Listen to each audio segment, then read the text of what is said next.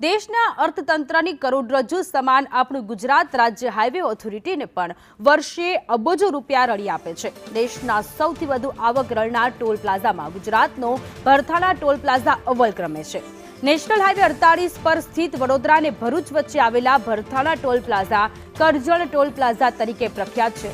આ ટોલ પ્લાઝાની વાર્ષિક આવક 400 કરોડ રૂપિયા છે, એટલે કે રોજના 1 કરોડથી વધુની આવક છે। જ્યારે બીજા સ્થાને પાડોશી રાજ્ય રાજસ્થાનના શાહજહાંપુર ટોલ પ્લાઝા છે, જેની દૈનિક આવક 1 કરોડ રૂપિયા છે।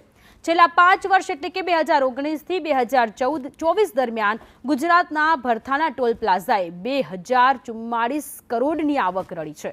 તેવી રીતે રાજસ્થાનના શાહજહાંપુર ટોલ પ્લાઝાએ 1884 કરોડ, પશ્ચિમ બંગાળના જલાધુલાગોરી ટોલ પ્લાઝાએ 1539 કરોડ, ઉત્તર પ્રદેશના બારાજોર ટોલ પ્લાઝાએ 1481 કરોડ, હરિયાણાના ઘરોડા ટોલ પ્લાઝાએ 1314 કરોડ રૂપિયાની આવક રળી છે।